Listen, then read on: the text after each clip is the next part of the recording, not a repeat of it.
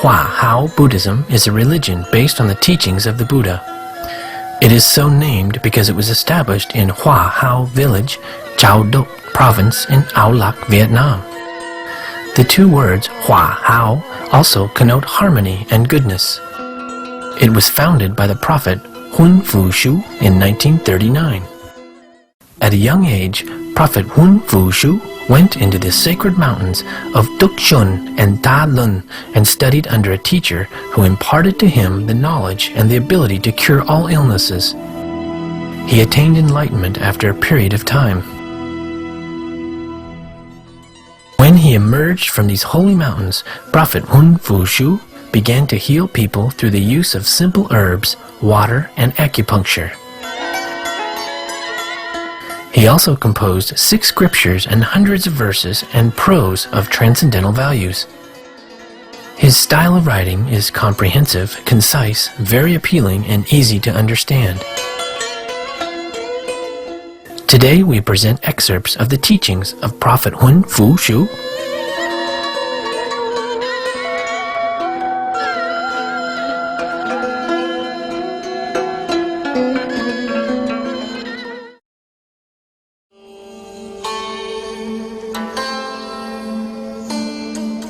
On the 4 debts of gratitude, we can read in an ancient book as follows. In thousands of Buddhist books of prayers, filial piety is always taught first. Now that we have taken refuge in Buddhism and practice it at home, let us try our best to obey our Master in observing filial piety. Our Buddha of Tai'an used to advise us that to keep filial piety, there are 4 debts of gratitude we must strive to comply with.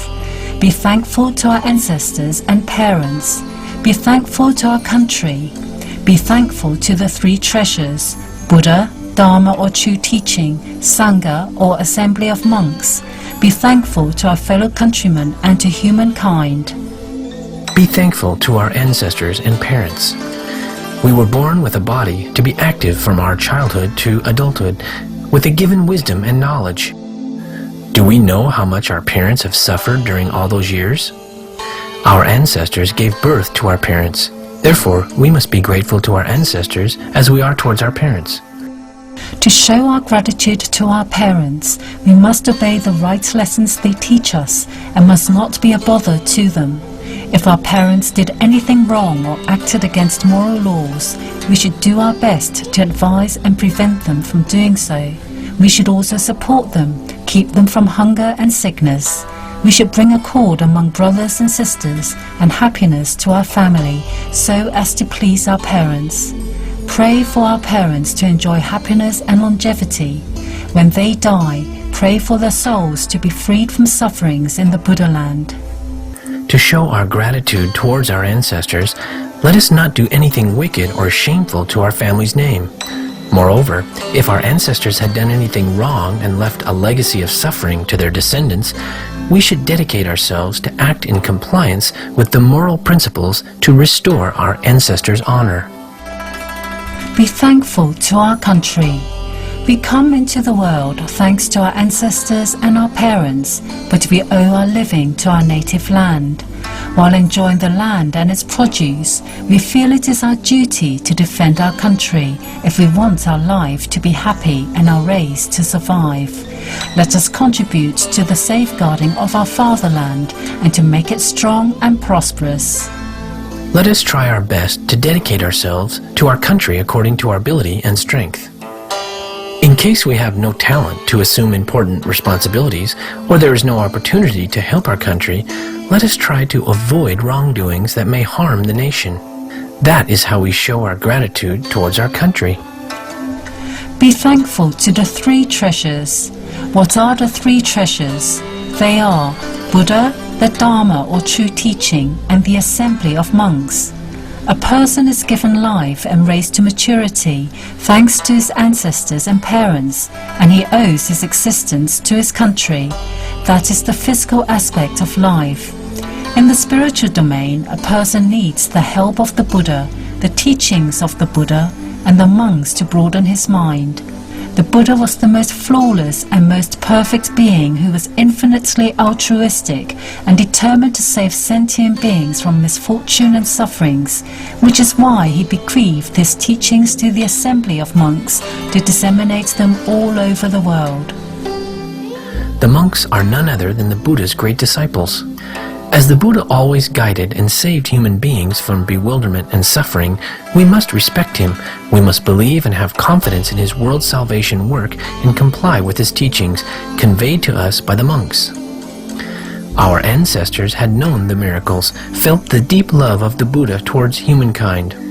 They respected and venerated the Buddha, acted in compliance with his teachings, and have cultivated themselves and strengthened our religion so as to expand it, thus building a castle of peerless and unparalleled virtue to bequeath to posterity. It is therefore our duty to follow our ancestors' highest virtues, to have a clear mind so as to reach the path of liberation and help those who fall into misfortune. We must especially continue to cultivate ourselves and spread compassion and fraternity everywhere among human beings.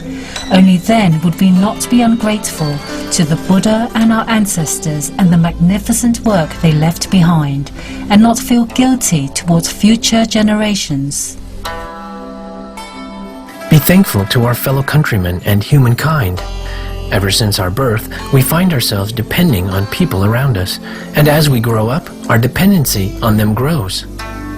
We need their grains to live on, the clothes they make to keep ourselves warm, and the houses they build as shelters against weather adversities. We enjoy happiness and share misfortune with them. We are of the same culture and tradition, history and language. Together we form a nation. Who are they then? They are what we call our fellow countrymen. We are of the same root as our fellow countrymen, having the same illustrious and heroic history, so we help each other in distress, and we have the same task of building a bright future for our country. We have a close relationship with our fellow countrymen. We are indivisible, inseparable, and never would we be there without our fellow countrymen or vice versa. We must therefore do our best to help them as to show them in some form our gratitude for the assistance we have received from them. Aside from our fellow countrymen, there are other people in the world, those who are working hard to supply us with necessities. They are part of the human race, those who live with us on this earth. What would become of us if there were no humankind? Would we have enough materials for our needs? Would we be able to be self-sufficient? In brief, would we be able to face by ourselves nature's inclemencies, illnesses, dangers, and keep up our present living standard?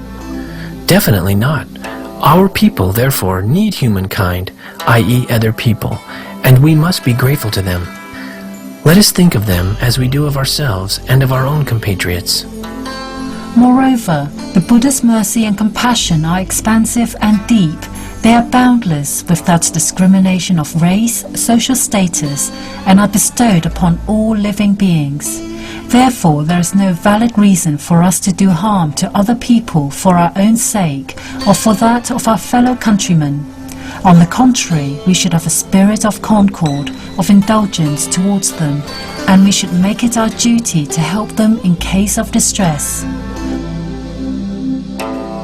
For the monks who have taken refuge in Buddhism, they should, in addition to their gratitude as stated above, be directly thankful to contributors who supply them with their daily needs. They depend on them for their rice, clothes, and medicine necessary for their existence. In brief, they are entirely dependent on the kindness of people for their daily living. They are deeply indebted to everyone.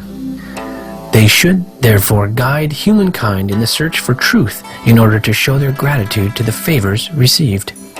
On the three karmas, man is subjected to the law of nature. All these laws are covered by one word: duty. To fulfill human duty, one must comply with the 4 debts of gratitude, but we must also avoid the 3 karmas or retributions and refrain from the 10 evils, just like we must keep ourselves from being indebted if we want to get rich. Everyone is subject to the following three karmas: physical karma, sins caused by the body; verbal karma, sins caused by the tongue; and mental karma, sins caused by thoughts. Those bad karmas, retributions, are caused by the following 10 evils. Physical karma, retribution, is related to 3 evil actions: killing living beings, stealing, and lasciviousness. Verbal karma, retribution, is related to 4 evil actions: double tongue, abuse of power, defamation, vicious tongue, and falsehood. Mental karma, retribution, is related to 3 evil actions: greed, anger, and ignorance. Killing living beings. A person at birth is a good being, but once he has to live in the world among cruel and wicked people, he is soon influenced by evil to become wicked and violent himself. Men kill each other for money, for women, for wealth and position, and out of hatred or ambition. They kill each other for the sake of a man, a group, a social class, or a country. They want to destroy humankind and think that chaos has the right to dwell with them. In a royal court, the fact that the king considers his subjects of little importance, and that the latter view their king as their enemy, has resulted in many internecine wars. Among the people, children attack their parents, servants betray their masters, pupils kill their teachers, husbands and wives harm each other, sisters and brothers fight with one another. Internecine fights break out often due to the above-mentioned reasons. That is the situation of humankind among men. With animals, men are even more cruel. They kill them for food, out of superstition, or merely for the sake of killing. We should not kill animals for ritual sacrifices. Some people believe that when they commit an offense against divinities, killing living creatures would wipe out their offense.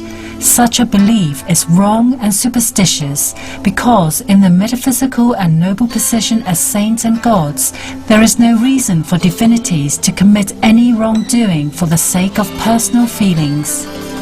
When caught in an accident or illness, rather than taking medicine, some people would pray to the Buddha in hope of recovering, and for this they also kill animals and call on sorcerers. They should understand that the reason for their misfortune is a result of their sins from their previous life, when they did not repent or do good deeds. When killing animals for ritual sacrifices, they add another crime to the previous ones, which have yet to be settled. Furthermore, some people kill animals for the sake of killing. Some shoot birds flying in the air, and some catch fish swimming in the water. They use animals as targets for their shooting enjoyment and completely forget that animals too have a soul, a body, and that they also have the right to life just as human beings do. We must therefore show compassion towards them, especially domestic animals, buffaloes, oxen, horses, dogs, cats. Do not kill them because of their contributions to our daily activities. In brief, no killing of living creatures can be forgiven or justified. Stealing. Extreme poverty results in robbery is but an excuse for dishonest people. They amuse themselves in the daytime and break into houses in the night. They want to have food and clothes without having to work for them. They are residues of society who live outside the law, in hiding, disturbing the security of others, and specializing in killing and robbing honest people without paying any attention to the fact that the latter have to work hard to earn their living. These are the caterpillars that spoil the soup. These criminals cause so many calamities to the hard-working and honest families. They are the cause of poverty and trouble to the happiness of humankind. Being poor, instead of working like everyone else, they commit fault after fault, crime after crime, and cause so many misfortunes to people. Although God's net may be loosely meshed, they cannot escape it, and even though they might not be tried by human law, they will get the retribution from heaven for their wicked deeds if they do not repent or mend their ways and improve themselves by getting rid of their fiendish habits. Lasciviousness. Of the thousands of good deeds, filial piety comes first. Of the thousands of bad deeds, lasciviousness comes first. So it is written in the history books. Through reading history books, we can see that crimes were committed everywhere, from the royal courts down to the common people, from within families to strangers. It is the source of so many distressing spectacles.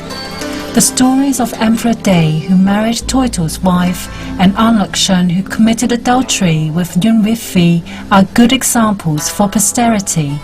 There have always been instances when the rich oppressed the humble. We must also note the many cases of adultery. In order to prevent our morals from being corrupted and to preserve the reputation of our family, we should not let ourselves be seduced by lascivious desires. Rather, we should behave the way of our ancestors by always remembering our duty to piety, loyalty, and purity.